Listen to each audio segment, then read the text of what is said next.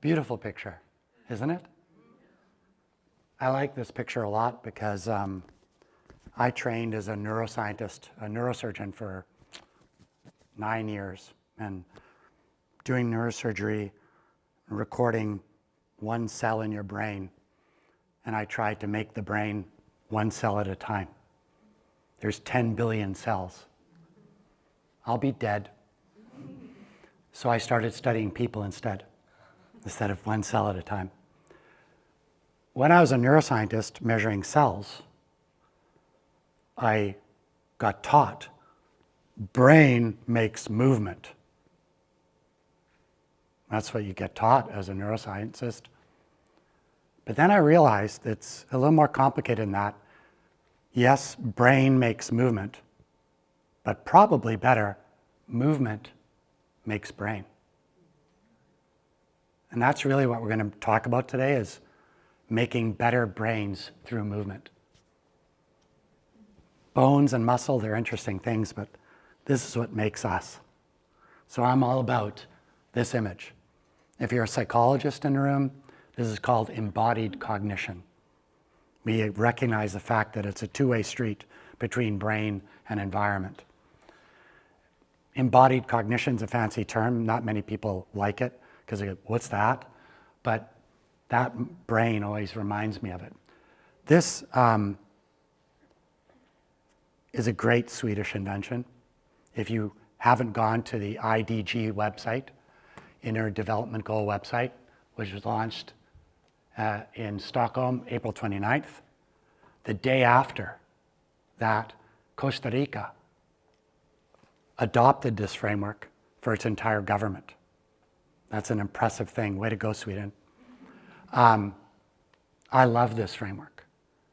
And I do a lot of work in design, in making towns, cities, facilities, playgrounds. And we talk, oh, it is.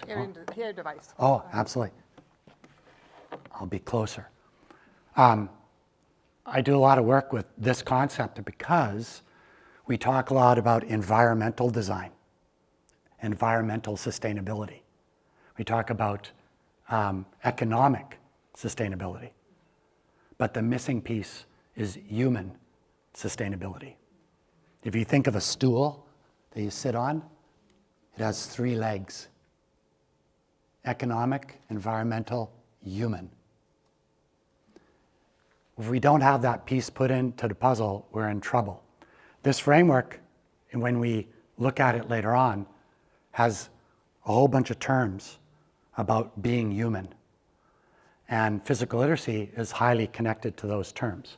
So if you don't know this concept yet, go to the website. It's cool. So a few years ago in the Grand Hotel at a sustainability conference in Sweden, I gave a talk on this, on what does societal sustainability look like. This is the first ever definition of it, is the ability to sustain a society of people where all people, independent of age or ability, can meaningfully participate through movement in society, whether that's work or play, sport, recreation, performance arts, and not just survive, but flourish. So we're going to really talk about how physical literacy contributes to this. That's my goal. That's physical literacy's goal. I'll take a step back for a second though, because I am a circus guy. I joined a circus at 50. I'm 62 now. I came from biathlon, Canada, where I was the head of biathlon for shooting and skiing. I went from high performance sport in my volunteer life into the circus world. So I live in Montreal, Canada, 1 week of every month, where I work at the National Circus School, the most elite training center in the world for circus artists, and across the street at Cirque du Soleil, where we have 1,800 performers, 4,000 employees. And we bring circus to the world professionally.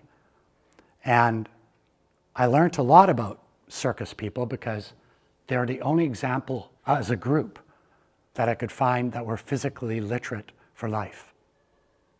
the only group. Individuals are, but as a group. And so I started studying them, and I was like, whoa, I want to take circus science and make that magic available in sport, recreation, everywhere. So that's why I do circus, is because physical literacy is a journey, not a destination. But if there ever was a destination, it's circus. That's what I say to my circus friends anyway.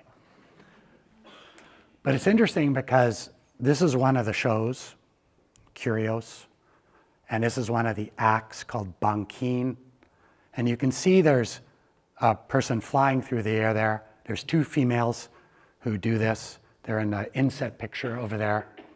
And basically she's being thrown by people that are called porters. And the person flying is a flyer. And the two females do exactly the same act. She'll be thrown, and see there's some big Russian dudes actually over there gonna catch.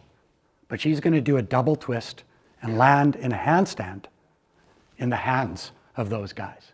And then they'll throw her right back. Pretty impressive. It's like, whoa. They only do that 357 times a year.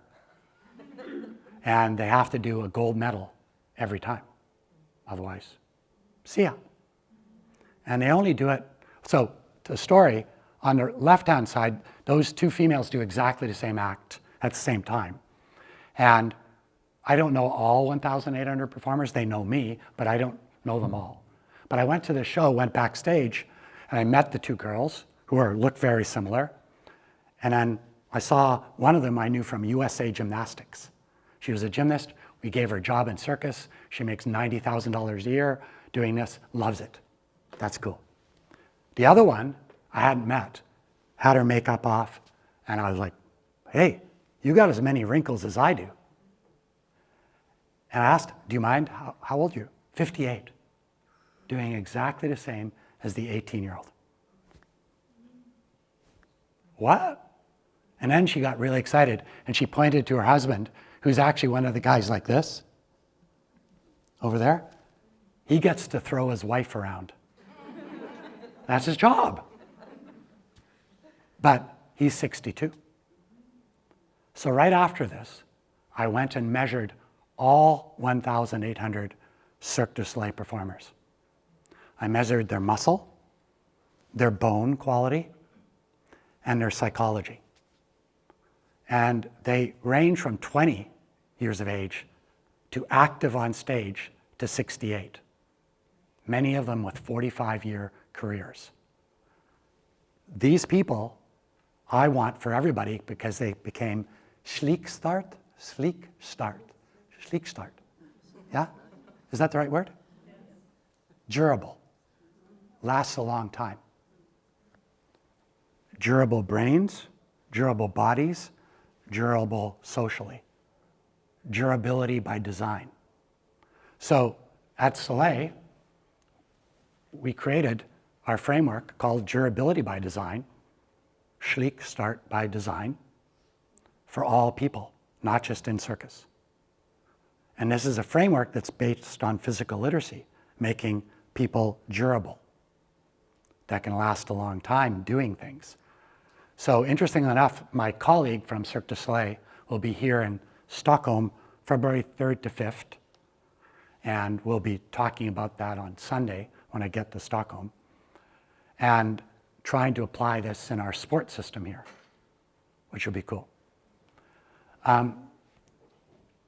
But what's really important about physical literacy, and we'll move quicker, and by the way, you get all the slides.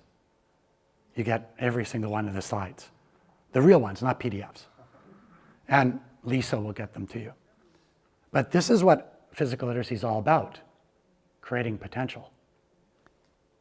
That child has potential. We're custodians of that child. Parents, the primary custodians. But we, by creating communities, become the custodian of that child's growth. And I take that very seriously. I don't see limitation in people. I see potential. Physical literacy demands potential. What's your potential? In medical world, where I work, we see limitations. We're very good at that. We're limiting restrictions.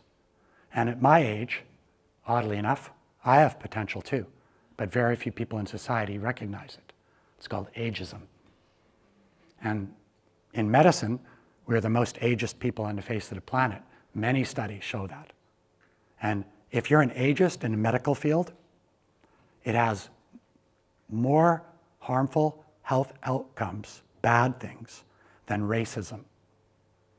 It's called structural ageism. It's built into our society. It's a very bad thing. Limitations, no. Potential, yes. What can you do? Not what can't you do. And another discussion, another day.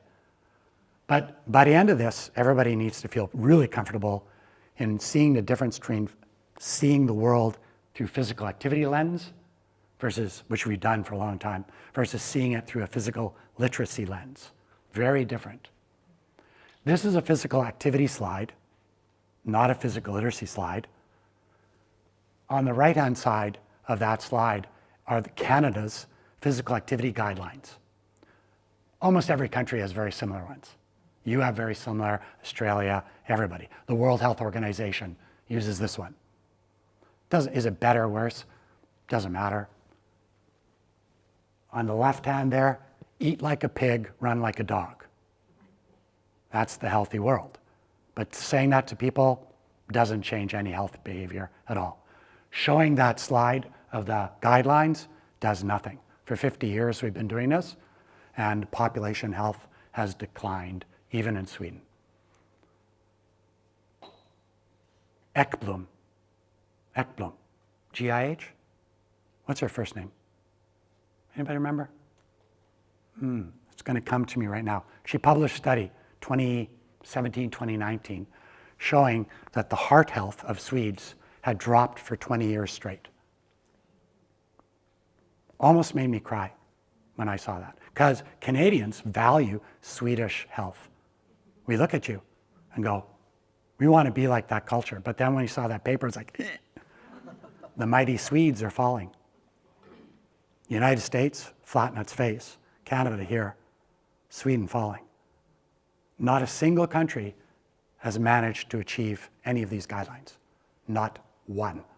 Fiona Bull, a good friend of mine from WHO, just published a paper on the decline of physical activity in society in 200 countries. It's not good. But taking a physical activity view has never changed anything. Handing that document to anybody means nothing.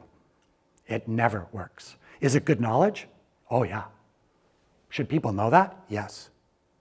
But knowledge doesn't mean wisdom. Wisdom means I take knowledge and I change our behavior. Oops, we are knowledgeable but not enlightened yet. This is a physical activity slide, not a physical literacy slide. Classic medical thinking here. If you're inactive, no movement, that's the center. There's hundreds of studies. Each arrow is 100 to 500 research studies. It's not a discussion, it's fact. If you have low physical activity, you increase your likelihood of all of those non-communicable diseases. If you have low physical activity, you have higher rates of injuries. If you have low physical activity, you have a greater likelihood of psychiatric disorders. Not a discussion, fact. Increases from 10 to 100% increases in rates. Showing that to anybody does nothing. Once again, create a little bit of fear in some people. Fear usually doesn't provoke action. Rarely does it. Is that useful information? Yeah, I'm a scientist. I make that information. But does that make population change? Never. So you look like you're about 22. Okay. Could you be close to 30? Almost 40. Almost 40? Okay. Would you mind coming up here? Almost 40. 39 Oh. in a month. Oh, how old? 39 in a month. 39 in a month. Yeah. Come on up here. It'll be fun. Okay. So this is a real ad from 1973. I was born in 1960. Okay? 1973. Canada. A real ad. You can Google it. We're going to do it. He is a 30-year-old Canadian. Wait a minute. I am a 60-year-old Swede. Yeah. Oh, I like that. Okay. He had the competitive eyes. We are running in Canada together through the forest. Ready? Yeah, we go, like this. And here's the real ad. I'm going to do it for you today. From 1973. A 30-year-old Canadian, keep running, a 30-year-old Canadian is as fit as a 60-year-old Swede. Get fit, Canada. I'm not joking. That's it. Ready? L.N. Ekblom from GIH published the study of the heart health of Swedes over a 20-year span, roughly. I'm going to redo the ad for 2023. I'm going to keep the Canadian 30. You ready? You're running again 2023 in our Lululemon outfits. Here we go. A 30-year-old Canadian is as fit as a 39-year-old Swede. Funny, but not, right? It's almost like I want to throw up now. Do you follow me? Even when we saw the data, we were like, oh my, I have to redo the ad. No, because that's not good anymore either. But if you felt that, you have some of the best commuter bike systems in the world. Like Denmark, like Holland, my home country. That's great. That is a nice piece of the puzzle, but your bike paths are non-inclusive. I bring my road bike. You have a road bike? Yeah. We wear spandex, right? Tempo. Oh yeah. Oh yeah, like this. We're riding like this together, 50 kilometers an hour. He's barely keeping up with me. 50 kilometers an hour, but we can't ride like that on a commuter bike path.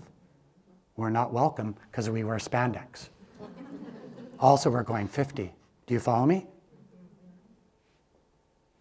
How do you make inclusive bike paths in all of your cities? Where a person can ride a pump track to school, ride a scooter to school, skate ski to school, ride a mountain bike, a fat bike. I don't want to ride my fat bike where there's not a trail that's for fat bikes. Why would I do that? It's not the experience you want or I want. So your trails are great for commuting, but are they inclusive? Question for you. Give the Canadian a big round of applause. Amazing. Thank you very much.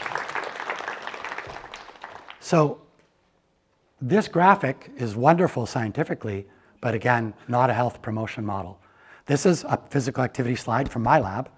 This is a cool one. Everybody likes his pictures. Doesn't change anything, but it's a cool picture to show your kids and say, I told you you should be active, but that does nothing again. What I did was it took 3 years to do the study. I did a matched pair study. Find a kid who's really inactive, find a kid who's really active, same weight, sex, and everything else. What I've done is I've taken the bone right here, the femur, and I found kids that only did 3,500 steps a day. It's not very much. And then I found kids that could do 16,000 steps a day for life, very active kids. And you don't have to be a scientist, do you, to figure those bones out. Which bones do you want? The ones on the right. They have better density, they have thicker walls, and they have a different shape. Anybody who does architecture knows in this room that a good brick doesn't make a good building. The design is included as well. The shape here has got more of a diamond shape. The shape over there is oval. This is a physical activity mindset saying, get active, otherwise you'll have bad bones. To me, that's dehumanizing. Less than 5% of Canadians meet that standard. If you hand that sheet out, you're saying, guide, there's an old 70s song, guide, guide, everywhere a guide. Do this, don't do that. Can't you read the guide? You hand that out, nobody's succeeding, you're in essence telling them they're failing right at the get-go. And even if I handed that to you and said, make that happen for your kids or for yourself, they can't. It's impossible. I've added it to all my PhD students, and I say, please design your exercise routine to match that, and they can't. Because it actually takes 29 hours of 24 hours in a day to do. Interesting, right? Be careful what you wish for. So we're all about making the world a better place where people value movement for the right reasons. Nice picture, right? Love the little heart on her chest, love movement, all that stuff. But let's start getting deeper into physical literacy. So Lisa, when I get off the plane, every time I was here May 1st, and Lisa over there made me go for a walk. She said, Dean, get off the plane. I need you fresh and ready for tomorrow to present, May 1st. Did that yesterday too. And she said, we're going to do this small little hike right there. And I said, cool, I like that. I've done a couple of hikes in my life. And I said, that'll be fun. And so we got together, and my Garmin watch over here recorded it. And it said I did 12.66 kilometers. Woo! I burnt 1,300 calories. Woo! I did 26,000 steps in a day. For me, that's not the most I've done, but I was like, that's okay. And then, thank you, Bone said thank you. And then 152 minutes of sweaty mess. Got me? That's a physical activity view of the walk. Do you think that's why I did the walk? No. I did the walk for the reasons below. The physical literacy view, which says, I wanted to reconnect with Lisa and a few others. We went for a walk together. That was one reason, the most important one to me. The second one is to connect with nature. I love nature. And see this little snake right there? You might know it as a Swede. Hard one for me to say. It's like vekwa. Om. Yeah, close? Yeah. I'll practice. I was walking along on this trail. One went behind me. The three Swedes jumped a meter back, and I went down and grabbed it. Because I know how to handle snakes perfectly, even poisonous ones. You should not do that. I grab it, and they're going back further, and then I let it go, and I grab it again. Now, interesting about snakes is that they can stop people from using nature because if you have an unrealistic fear of them, you won't go. One person in 40 years in Sweden has died from this. 20 dogs a year. I know the stats. Interestingly enough, in my country, there's bears everywhere. Everywhere. Everywhere. Even in my city. People are afraid to go on trails because of bears. But more people die from traffic accidents than bears. So physical literacy helps you get over that to a degree.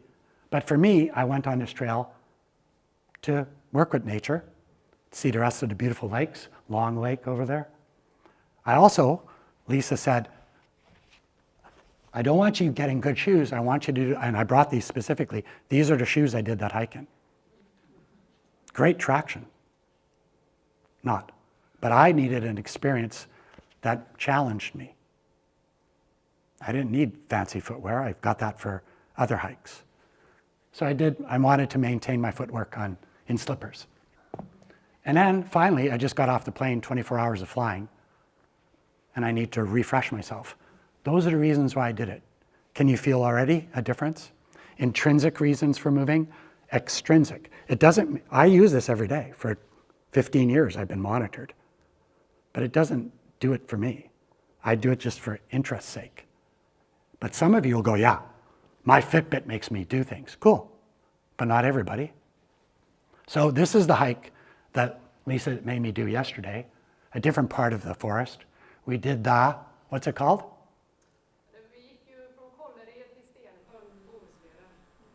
The Orange Trail.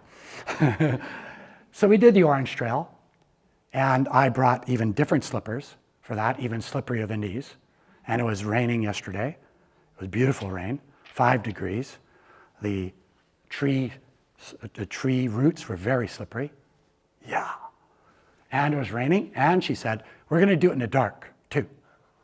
Okay. Experience I like. So we did the walk, and my Garmin recorded it, 7.2 kilometers, 714 calories, 16,000 steps. There's a picture at night and a picture during the day of what we were doing, and that was great. I did it for the reasons of reconnecting with my friends, inspiration to think about things differently, because we know if you go for a walk in the wilderness, your creativity increases dramatically. I did that for that reason. I also got to meet with my friends again, but what was really critical is that I was doing post-operative rehab. So Lisa did not know this, but just a little while ago, it might be graphic, this is the surgery that I had.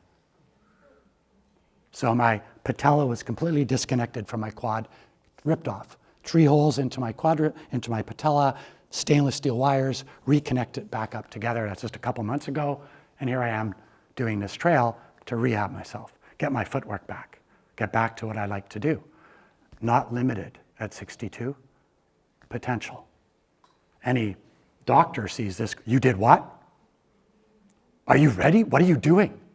Those are all confidence eroding. Not good.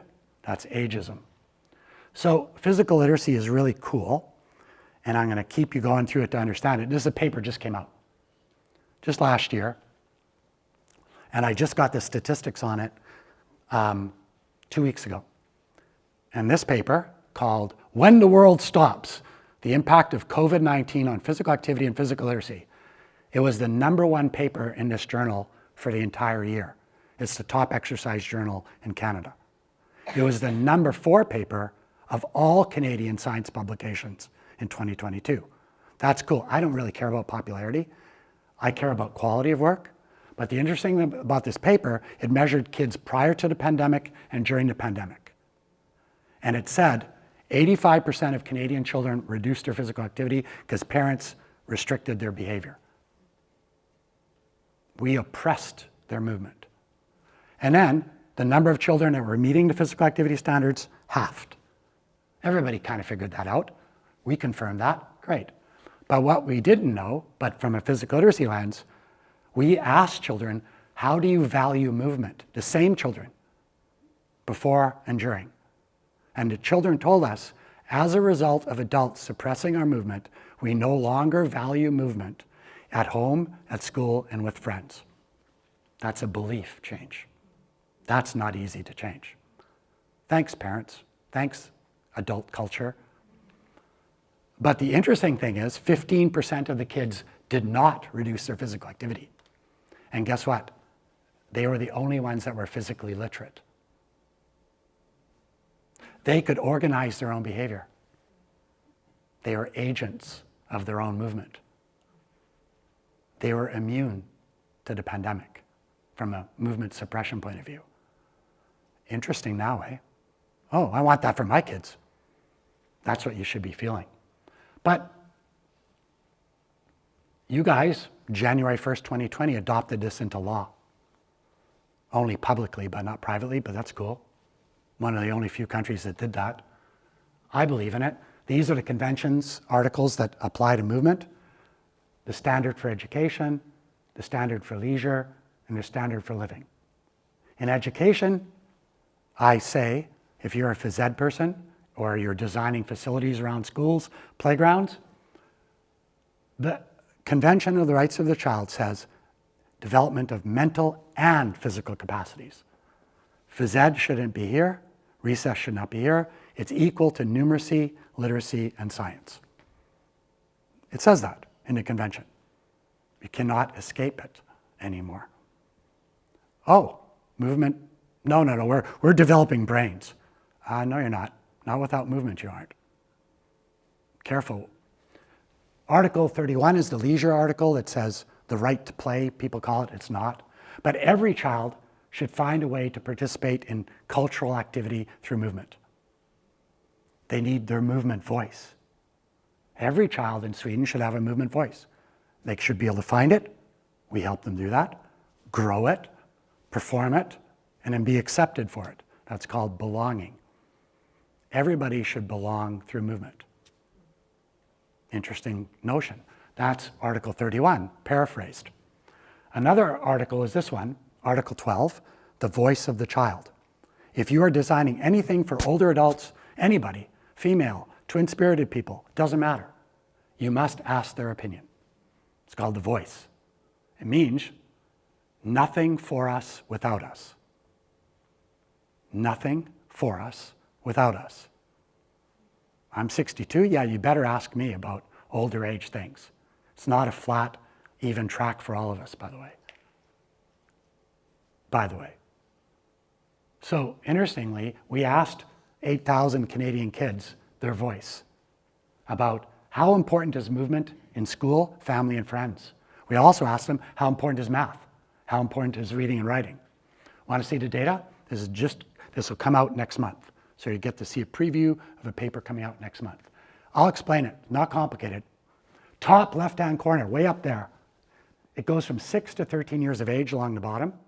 And if it's in green, important. The higher green, more important. If it's in coral, not important. So we ask kids, how important is reading and writing in school?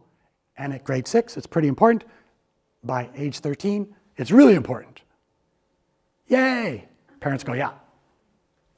Then we ask them, how important is reading and writing in family? Still important, but it drops. You see that? Drops down. And then, how important is reading and writing? Not how much they use it. How much do you believe in the value of reading and writing? And pretty much devalued when they get to their friends. Interesting. This is them saying it, not me. Then we ask them about math. Same thing. In school, really important. Gets more important as we get older. At home, somewhat important. And then both males and females say, not important to me with my friends. Doesn't mean don't use it. But here's the cool thing, the magic, the bottom line. Woo, movement. School. How important is movement in school, kids? 6 to 13? More and more important. Please give us movement. Family. I love moving with my family. Third one, I love moving with my friends. But look at the comparison of movement with friends compared to literacy and numeracy. That's 3 check marks along the bottom, isn't it? Check, check, check. Movement is the agent of change for children under the age of 13. It is the vehicle of conveying many things. So, physical literacy, now we're intrigued. What is it? So in Winnipeg, we had a great conference at the Human Rights Museum of Canada. That's in the picture. Just prior to the pandemic. I got to speak in that beautiful building. It takes 6 hours to go through it. You'll cry lots. Very cool place. And the cool thing about it, when I presented in there in a big audience, I quivered because it was so special because of the fact that the Human Rights Museum of Canada identified physical literacy as a human right. That's a bold statement. I was like, yes. Then we had one in Bahrain. Then we had one, you may have heard of this place called Umeå. Another little design gem, Stukia, made a really cool little design based on physical literacy. We'll talk about later. So Sweden had one as well, an international physical literacy conference. And the next one's in New York City, May 1st to 5th. There's going to be about 15 Swedes coming to that conference. If you like New York City, come on by. But in the end of the day, this is the first one after. New York Roadrunners sponsors it. They make $50 million a year in the marathon. $50 million. I should say it like this, $50 million. The World Health Organization has adopted the term, really critical for you to know that. In 2018, just prior to the pandemic, I went to Switzerland a lot. We hung out and we said we must include physical literacy because we need to have a different way of making people active. They said yes. This is good. The very first objective is creating an active society, is actually educating people on health and physical literacy. That's what we're doing right now. This person, Greg Lemke from the United States, took that seriously, read that and said, I'm going to create, that's a QR code. If you take a picture of it, you'll get that downlink right there and you'll get the slides anyway. But this is the first ever document for parents to understand physical literacy ever written. Is it perfect? No. It's the first one? Yeah. What a great idea. What a parent, once Sweden decides what the right word is from the 3 that exist, you can create that document. That's cool. My government created this one called Let's Get Moving, based on our 1973 ad. And they say that the foundation for physical activity for all is based on 5 principles. You'll notice the first one. If we're going to change society, we need to change physical literacy. That's the Public Health Agency of Canada. That's my Prime Minister saying that. That's the top agency. we are no longer pushing physical activity. We're not pushing sweaty messes. We're making people, helping people move for the right reasons. So this is the American definition of physical literacy, made for parents by the Aspen Institute, a think tank. Physical literacy is the ability, the competence to move, the confidence to move, and the motivation to move. Pretty, 2 words there are psychology, aren't they? 1 word physical, 2 words psychology. Don't be saying physical literacy is just physical. Here's a Canadian one from PHE Canada, Physical Health Education Canada. Similar idea, you can read it when you get it. Here's Shape America, the American phys ed people. Here's Sport Australia's definition. Canada has a consensus statement, 2015. 9,000 people reviewed it. We made a consensus statement. There's the words. It's a similar definition. They're all very similar.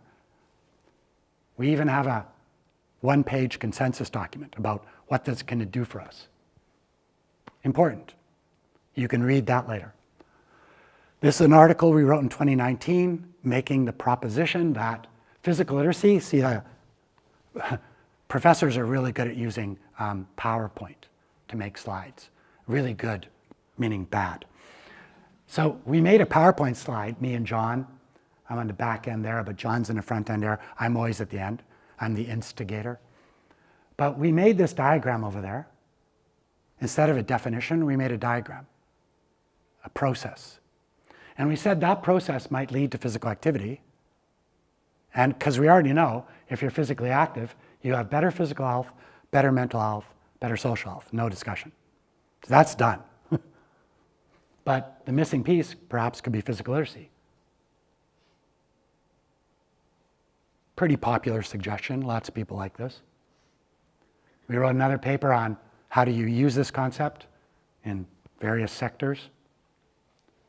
And in this paper, we showed the first ever diagram, a little better design. So basically the core cycle is what I work with instead of the definitions. And to say, we want to develop people that are competent in movement, at the same time intentionally designing for confidence building, which then drives motivation from self-determination theory, which drives participation. It does not say drives physical activity. You don't see physical activity at the bottom. We use active participation, which is a social construct of participating in the world through movement. It's a positive feedback cycle. Each arrow has large effect sizes if you're a scientist. It's not just a cartoon. So recently we identified the two-way street between confidence and competence, recognizing that it's a two-way street, which we'll learn when we move. But you'll also notice I got rid of the word movement competence, didn't I? And now it's competence in movement, competence socially, competence psychologically, and competence creatively. Those are the 4 domains. Movement can help you become better socially. Movement can help you become better psychologically. Movement can help you become better in creativity.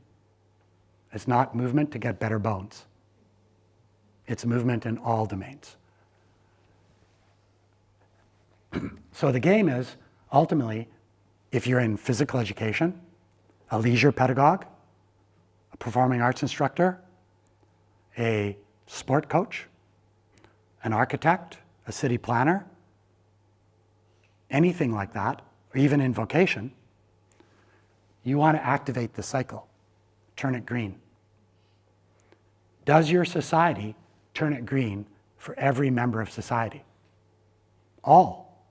There must be an opportunity to find your movement voice, activate that pathway, and engage in your society. It's not who's in sport, it's who's not. It's not who's in performance art, it's who's not. So we say that whether you're participating in sport, recreation, performing arts, blah, blah, blah, we want everybody to come out with a positive movement experience, don't you? Far too many of our experiences are negative. Quality sport doesn't create negative movement experiences. Sport does. Quality sport doesn't. Quality phys ed doesn't. Phys ed does. So we want our positive movement experience to help us physically, psychologically, creatively, and socially. That's physical literacy.